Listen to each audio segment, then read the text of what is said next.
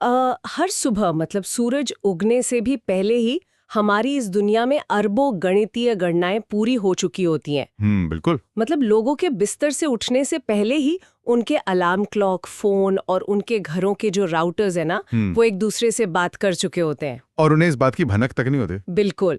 हर second पूरी दुनिया में करोड़ों लोग एक साथ एक ही मशीन से बात कर रहे हैं। तो आज की इस गहराई वाली चर्चा में हम उसी एक जादुई बक्से या कह लें उस अदृश्य मशीन के बारे में बात करने वाले हैं जिसने हमारी पूरी इंसानी सभ्यता के काम करने का तरीका ही बदल दिया है। हाँ, तो आज का हमारा जो मिशन है ना, वो बहुत ही स्पष्ट है। हमारे पास जो भी नोट्स और रिसर्च मौजूद है, उनके आधार पर हम ये समझेंगे कि कैसे ये एक अकेली मशीन यानी हमारा कंप्यूटर हमारी जिंदगी के हर छोटे बड़े हिस्से में पूरी तरह से घुल मिल गई है। बिल्कुल। और ये सिर्फ कोई बोरिंग तकनीकी चर्चा नहीं होने वाली है, हम इसे कहानी की तरह समझेंगे। एक कहानी। हाँ, मतलब एक मिडिल स्कूल के छात्र की नजरिए से दुनिया को देखने की कोशिश करेंगे। हम सिर्फ ये नहीं जानेंगे कि ये सिस्टम क्या करता है, बल्कि हमें ये भी समझेंगे कि ये कैसे और क्यों काम करता है। ये तो बहुत ही दिलचस्प लग रहा है और मुझे लगता है इसे समझने का सबसे अच्छा तरीका है दिन की शुरुआत से शुरू करना। सही कहा। कल्पना करें कि सुबह का समय है, दुनिया बस जाग ही रही है, लोग अपने दूर बैठे परिवारों वालों से बात करते हैं, बच्चे स्कूल जाने की तैयारी कर रहे हैं। अगर हम संचार यानी कि कम्युनिकेशन की बात करें तो जो स्रोत हमारे पास है उनमें एक बहुत ही अजीब पैटर्न है। वो कैसे? मतलब पहले लोग चिट्ठियां लिखते थे, है ना, जिन्हें पहुंचने में हफ्तों लग जाते थे, और अब लोग पलक झपकाते ही दुनिया के दूसरे कोने में बैठे इंसान का चेहरा स्क्रीन पर देख लेते हैं। मैं सोचती हूँ कि ये असल में काम कैसे करता है। क्या ये सिर्फ हवा में तैरती हुई कोई तस्वीर है? यही पर सारा विज्ञान छिपा है। ये कोई हवा में तैरता हुआ जादू नहीं है। अच्छा। हाँ, देखिए, जब कोई वीडियो कॉल करता है तो स्क्रीन के पीछे बैठा कंप्यूटर उस इंसान के चेहरे की तस्वीर और उसकी आवाज को डेटा के बहुत ही छोटे छोटे पैकेट्स में तोड़ देता है। इसे तकनीक की भाषा में पैकेट स्विचिंग कहते हैं। एक सेकंड, इससे थोड़ा और आसान भाषा में समझते हैं। मतलब एक मुस्कुराता हुआ चेहरा लाखों टुकड़ों में बट जाता है। बिल्कुल। ये तो कुछ एक डिजिटल पोस्टल सर्विस की तरह लगता है, जैसे एक बहुत बड़ी चिट्ठी को हजारों छोटे छोटे लिफाफों में बंद कर दिया जाए। ये एनालॉजी एकदम सटीक है। वो जो मशीन है ना, वो चेहरे को सिर्फ 0 और 1 के कोड में बदलती है। फिर उन हजारों डिजिटल लिफाफों को इंटरनेट के जरिए भेजा जाता है। और यहाँ सबसे मजेदार बात यह है कि ये सारे लिफाफे एक ही रास्ते से नहीं जाते। क्या सच में? हाँ, कुछ पैकेट समुद्र के नीचे बिछी फाइबर ऑप्टिक केबल्स के जरिए अमेरिका से होते हुए जाते हैं, तो कुछ यूरोप से होते हुए। अरे वाह! और जब वे दूसरे इंसान के फोन या कंप्यूटर पर पहुंचते हैं तो वो मशीन उन हजारों टुकड़ों को वापस जोड़ के पलक झपकती एक पूरा चेहरा बना देती है। और ये सब कुछ एक सेकंड के भी हजारवें हिस्से में हो जाता है। बिल्कुल, इंसान को पता भी नहीं चलता। ये तो सच में दिमाग हिला देने वाली प्रक्रिया है। मतलब जो हमें बस एक साधारण सी वीडियो कॉल लगती है, उसके पीछे दुनिया भर के केबल्स और सर्वर्स का इतना बड़ा जाल काम कर रहा है। हाँ, जो हमें दिखाई नहीं देता। खैर, चलिए अब दिन को थोड़ा आगे बढ़ाते हैं। सुबह हो गई, बच्चे स्कूल पहुंच गए। जो डेटा हम देख रहे थे उसमें बताया गया है कि स्कूलों में कंप्यूटर अब सिर्फ कंप्यूटर क्लास या किताबें पढ़ने का जरिया नहीं रह गया है। उसका रोल काफी बड़ा हो गया है। हाँ, शिक्षक इसका उपयोग बच्चों का इवैल्यूएशन करने, रिजल्ट्स बनाने और छात्रों का रिकॉर्ड मेंटेन करने में करते हैं। लेकिन मेरे मन में एक सवाल है, क्या कंप्यूटर ने स्कूल में पढ़ाई को सिर्फ आसान बनाया है या फिर शिक्षकों के पढ़ाने के तरीके को ही पूरी तरह से बदल दिया है? सच कहूं तो इसने पूरी व्यवस्था को ही जड़ से बदल दिया है। अगर हम पहले के स्कूलों की बात करें तो एक टीचर का आधा समय सिर्फ कागजों पर नंबर जोड़ने और वो मोटे मोटे हाजिरी रजिस्टर भरने में निकल जाता था। बिल्कुल, हर एक छात्र का रिपोर्ट कार्ड हाथ से बनाना पड़ता था। और इंसान है तो थकते भी हैं, इसलिए नंबर जोड़ने में गलतियां भी होती थी। तो कंप्यूटर यहाँ बस एक बहुत बड़े और तेज कैलकुलेटर का काम कर रहा है। वो सिर्फ एक नजरिया है। असल में कंप्यूटर अब सिर्फ कैलकुलेटर नहीं रहे, वे पैटर्न रिकॉग्निशन इंजन बन चुके हैं। पैटर्न रिकॉग्निशन मतलब? स्कूल के ही उदाहरण से समझते हैं। जब किसी स्कूल के हजारों बच्चों के टेस्ट के नंबर एक कंप्यूटर में डाले जाते हैं तो वो मशीन सिर्फ उन नंबरों का जोड़ नहीं निकालती। अच्छा, तो और क्या करती है? वो मशीन उस डेटा में पैटर्न ढूंढती है। वो तुरंत बता सकती है कि इस खास विषय में छठी क्लास के ज्यादातर बच्चे संघर्ष कर रहे हैं, या ये बच्चा पिछले 3 महीनों से गणित में लगातार पिछड़ रहा है। अरे वाह, मतलब वो ट्रेंड्स पकड़ रही है। हाँ, ये ऐसे इंसाइट्स हैं जिन्हें फाइलों के उस बड़े से अंबार में ढूंढना एक इंसान के लिए लगभग असंभव है। ये तो एक बहुत ही गहरा विचार है। मतलब मशीन उस डेटा में से वो कहानियां निकाल कर ला रही है जो कागजों के ढेर में कहीं दबकर रह गई थी। बिल्कुल सही कहा। और इससे शिक्षकों का बहुत समय बचता है, ताकि वे असल में बच्चों को बेहतर इंसान बनाने पर ध्यान दे सके, न कि सिर्फ कागजी कार्रवाई पर। एकदम सही। और डेटा को मैनेज करने की ये जो ताकत है ना, यही हमारे अगले पड़ाव का भी आधार है। तो बच्चे तो स्कूल में हैं, लेकिन बड़ों की दुनिया में क्या चल रहा है? मतलब ऑफिस, व्यापार और अर्थव्यवस्था कैसे काम कर रही है? ये हिस्सा और भी ज्यादा रोचक है। सच में मुझे भी ये बहुत रोमांचित करता है। रिसर्च के जो नोट्स हैं वो बताते हैं कि ऑफिसों में टाइपिंग से लेकर डेटा स्टोरेज और बिजनेस में कर्मचारियों के वेतन से लेकर ऑनलाइन शॉपिंग तक सब कुछ कंप्यूटर संभाल रहा है। हाँ, एक तरह से दुनिया का पूरा ढांचा। अगर मैं इसे एक बड़ी तस्वीर के रूप में देखूं तो मुझे वो पुराने सरकारी दफ्तर याद आते हैं, जहां फर्श से लेकर छत तक सिर्फ और सिर्फ फाइलों की अलमारियां हुआ करती थीं। हाँ, वो धूल खाती हुई फाइलें। बिल्कुल। एक छोटा सा कागज ढूंढने में कई बार हफ्तों लग जाते थे। तो कंप्यूटर ने उन विशाल कमरों को एक छोटी सी हार्ड ड्राइव में आखिर समेट कैसे दिया? इसका जवाब डेटाबेस के सिद्धांत में छुपा है। वो कैसे काम करता है? देखिए, जब हम किसी फिजिकल फाइलिंग कैबिनेट की बात करते हैं तो उसकी एक सीमा होती है। एक फाइल एक समय पर एक ही जगह पर हो सकती है। हाँ, और अगर किसी ने उसे गलत जगह रख दिया तो वो खो गई। बिल्कुल।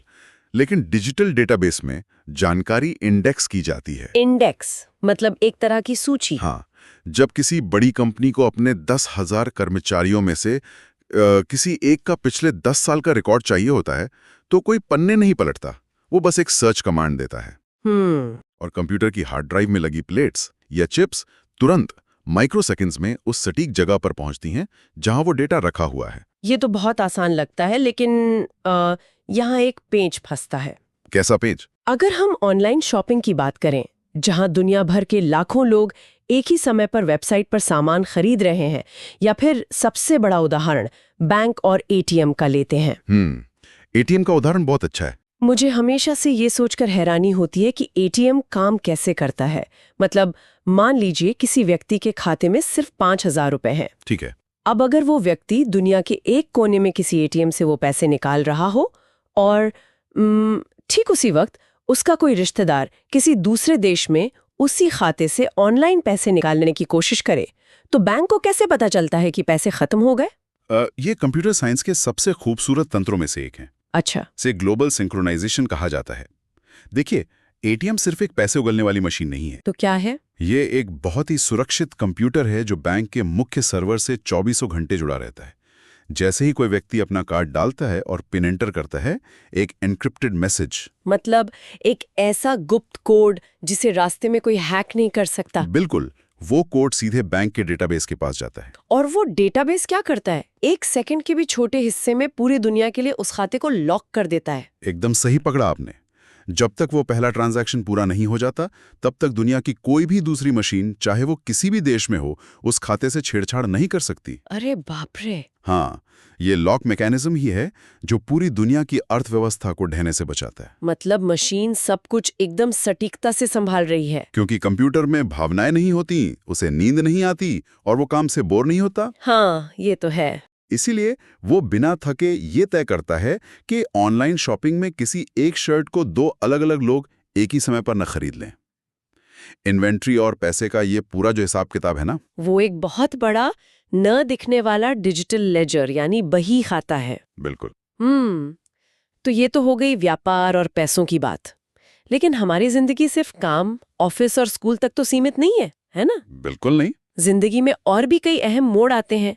लोग बीमार पड़ते हैं, उन्हें अस्पताल जाना पड़ता है, लोग छुट्टियां मनाने यात्रा करते हैं, और उन्हें आराम और मनोरंजन भी तो चाहिए होता है। हाँ, मनोरंजन भी बहुत जरूरी हिस्सा है। और जो स्रोत हम देख रहे हैं वो दिखाते हैं कि एक ही मशीन जो अस्पताल में किसी की जान बचाने के लिए बीमारियों की पहचान कर रही है, वही मशीन घर पर बैठकर लोगों को वीडियो गेम्स खेलने में मदद कर रही है। मतलब ये विरोधाभास बहुत ही अजीब लगता है।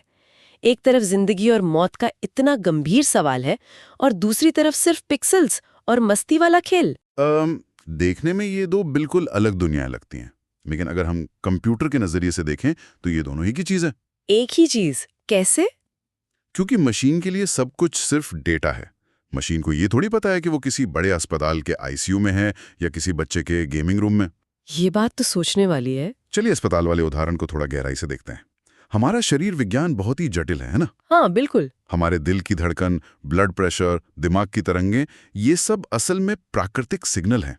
तो क्या मशीन हमारे शरीर को भी किसी गणित के सवाल या समीकरण की तरह पढ़ती है? एकदम सटीक। एक ईसीजी मशीन को ही ले लीजिए। हाँ, वो जो ग्राफ बनाती है। हाँ, वह कंप्यूटर इंसान के दिल की हर धड़कन को, उस एनालॉग तरंग को प्रति सेकंड हजारों बार नापता है और फिर उसे डिजिटल नंबरों में बदल देता है। मतलब दिल की धड़कन को नंबर बना देता है। बिल्कुल। अब एक इंसान की आंख शायद उस ग्राफ की लाइन में आए किसी बहुत ही मामूली से बदलाव को ना पकड़ पाए, क्योंकि डॉक्टर इंसान है, वो थक सकते हैं। लेकिन कंप्यूटर नहीं थकता। बिल्कुल नहीं। कंप्यूटर उस इंसान के डेटा की तुलना तुरंत लाखों अन्य मरीजों के डेटाबेस से कर सकता है। अरे वाह! और वो डॉक्टर को चेतावनी दे सकता है कि अरे, इस पैटर्न का मतलब है कि अगले 24 घंटे में मरीज को दिल का दौरा पड़ सकता है। ये तो चमत्कार जैसा है। मतलब वो मशीन भौतिक दुनिया को डिजिटल दुनिया में ट्रांसलेट कर रही है। वो हमारे असल शरीर को 0 और 1 में पढ़ रही है। हाँ, जीवन रक्षक अनुवाद। और जब मनोरंजन की बात आती है तब रिसर्च में लिखा है कि फिल्म, संगीत और वीडियो गेम्स में भी कंप्यूटर का ही इस्तेमाल है। तो क्या वहां भी भौतिक दुनिया का अनुवाद हो रहा है? वहां प्रक्रिया उल्टी हो रही है। उल्टी मतलब? देखिए, अस्पताल में वो भौतिक दुनिया से डेटा ले रहा था, लेकिन मनोरंजन में वो डेटा का इस्तेमाल करके एक नई आभासी दुनिया यानी वर्चुअल वर्ल्ड बना रहा है।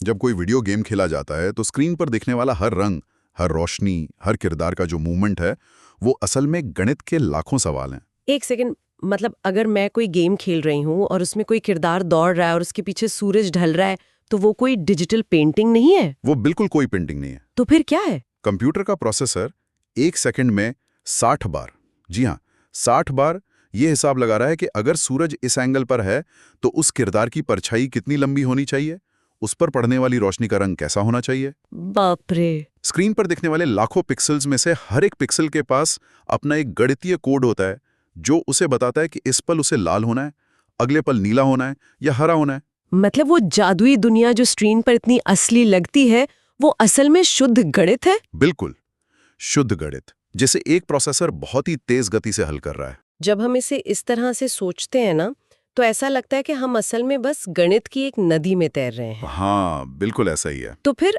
यात्रा और टिकट बुकिंग का भी यही सिद्धांत होगा। जो नोट्स हम देख रहे हैं उसमें जिक्र है कि बस, विमान और रेलवे के टिकट बनाने में कंप्यूटर का बहुत बड़ा हाथ है।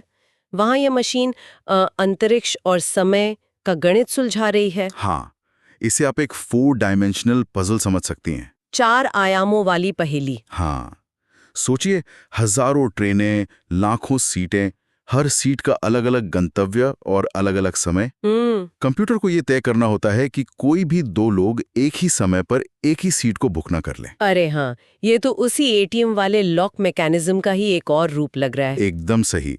बस यहाँ पैसों की जगह समय और सीट लॉक हो रही है। ये सब देखकर लगता है कि चलिए, दिन खत्म हो गया, बच्चे स्कूल से आ गए, बड़े ऑफिस से लौट आए, हमने वीडियो गेम्स खेलकर मनोरंजन भी कर लिया और यात्रा भी कर ली। अब हम सब सोने जा रहे हैं। लेकिन क्या ये मशीन सोती है? बिल्कुल नहीं। नोट्स का जो आखिरी और सबसे रोमांचक हिस्सा है, वो ये बताता है कि विज्ञान और अंतरिक्ष अनुसंधान में, यानी स्पेस रिसर्च में, कंप्यूटर की क्या भूमिका है। हाँ, रात में जब हम सोते हैं तब भी ये सर्वर्स जागते रहते हैं। मतलब वो मशीन अब हमारी पृथ्वी की सीमाओं के बाहर देख रही है। और यहीं पर आकर कंप्यूटर सिर्फ एक औजार नहीं रहता, वो उससे बढ़कर कुछ और बन जाता है। क्या बन जाता है? इसे हम कॉग्निटिव एक्सटेंशन कह सकते हैं। मतलब इंसानी दिमाग का विस्तार? बिल्कुल। देखिए, हमारे इंसानी दिमाग की एक सीमा है। हम ब्रह्मांड के बारे में सोच सकते हैं, अंतरिक्ष के सपने देख सकते हैं। लेकिन जब करोड़ों मील दूर किसी रॉकेट को भेजना होता है तो उसका गणित इतना विशाल होता है कि कोई इंसान उसे सिर्फ कागज और पेन लेकर हल नहीं कर सकता। बिल्कुल नहीं। अगर कोई इंसान उन समीकरणों को कागज पर हल करने बैठे तो शायद उसे पूरी जिंदगी लग जाए। जिंदगी क्या, शायद कई पीढ़ियां लग जाएं। और अंतरिक्ष में एक छोटी सी भी गलती का मतलब है पूरा का पूरा मिशन फेल हो जाना। हाँ, करोड़ों का नुकसान। इसीलिए सुपर कंप्यूटर्स ये हिसाब लगाते हैं कि हवा का दबाव क्या होगा, अलग अलग ग्रहों का गुरुत्वाकर्षण कैसे काम करेगा और किस पल रॉकेट के इंजन को कितनी ऊर्जा के साथ चालू करना है। मतलब सब कुछ पहले से तय होता है। हाँ, ये सब कुछ सिमुलेशन के जरिए लॉन्च होने से पहले ही मशीन के अंदर हजारों बार परखा जा चुका होता है। तो इसका मतलब ये हुआ कि हम केवल दूरबीन से अंतरिक्ष को नहीं देख रहे हैं, बल्कि हम कंप्यूटर के जरिए अंतरिक्ष को धरती पर एक कमरे के अंदर दोबारा बना रहे हैं। बिल्कुल, हम ब्रह्मांड के डिजिटल मॉडल बनाते हैं ताकि हम उसे समझ सकें। हाँ, मौसम विज्ञान में तूफानों की भविष्यवाणी करने से लेकर ब्रह्मांड में ब्लैक होल की तस्वीरें बनाने तक, ये मशीन इंसान के सोचने और समझने की जो भौतिक सीमाएं हैं ना, उन्हें तोड़ रही है। सच में ये इंसान और मशीन का एक ऐसा तालमेल है जिसने विज्ञान की रफ्तार को सदियों आगे बढ़ा दिया है। ये चर्चा तो हमें एक बहुत ही आश्चर्यजनक निष्कर्ष पर ले जाती है। आज जो हमने स्रोत और नोट्स देखे, उनसे एक बात तो बिल्कुल साफ हो गई है। क्या? सुबह के एक सामान्य ईमेल से लेके स्कूल के रिपोर्ट कार्ड तक, बैंक के उस लॉक मैकेनिज्म से लेकर अस्पताल की ईसीजी मशीन तक, और वीडियो गेम के पिक्सल से लेकर अंतरिक्ष के रॉकेट तक, हर जगह कंप्यूटर है। हाँ, हर जगह एक ही एक ऐसा लॉजिक काम कर रहा है जो हमें दिखता नहीं है। डेटा को समझना, उसे प्रोसेस करना और हमारी इंसानी जिंदगी को बिना रुके चलाते रहना। बिल्कुल। और इस पूरी कहानी का सार भी यही है कि कंप्यूटर कोई एक मशीन नहीं है, ये एक पूरा ढांचा है जिस पर आज की आधुनिक दुनिया टिकी हुई है। इसने हमारे समाज के काम करने के बुनियादी नियमों को ही फिर से लिख दिया है। सही कहा। और इसी ढांचे ने हमें आज उस बिंदु पर लाकर खड़ा कर दिया है जहां हमें कुछ बहुत ही गंभीर सवालों के बारे में सोचना चाहिए। जैसे कि? इस चर्चा को खत्म करने से पहले मैं एक बात सामने रखना चाहती हूँ जिस पर सच में गहराई से विचार किया जाना चाहिए। बताइए। हमने देखा कि लोगों की सेहत, उनका पैसा, उनकी पढ़ाई और उनका पूरा अतीत, सब कुछ एक डिजिटल डेटाबेस में दर्ज है। हाँ, एक एक जानकारी। तो सोचने वाली बात यह है कि आज इंसान की अपनी पहचान का कितना हिस्सा असल में भौतिक या शारीरिक है और कितना हिस्सा केवल 0 और 1 का कोड बन चुका है। ये तो सच में है ना? और अगर किसी दिन किसी भी वजह से दुनिया के सारे सर्वर एक साथ काम करना बंद कर दें, तो क्या दुनिया बस रुक जाएगी? या हम यही भूल जाएंगे कि हम असल में कौन है? बिल्कुल, क्योंकि जब हमारी सारी यादें, हमारे सारे रिश्ते और हमारे सारे संसाधन एक मशीन के अंदर बंद है, तो इंसान और मशीन के बीच की रेखा आखिर खत्म कहाँ होती है? ये एक ऐसा विचार है जो जितना रोमांचक है उतना ही बेचैन करने वाला भी है। बिल्कुल। और इसी विचार के साथ हम आज की इस डीप डाइव को यहीं विराम देते हैं। हमारे चारों ओर मौजूद इस जादुई और अदृश्य डिजिटल ढांचे के बारे में सोचते रहिए, क्योंकि अब हम सिर्फ इसका इस्तेमाल करने वाले नहीं रहे हैं, बल्कि हम खुद इस सिस्टम का एक हिस्सा बन चुके हैं। सुनने के लिए शुक्रिया।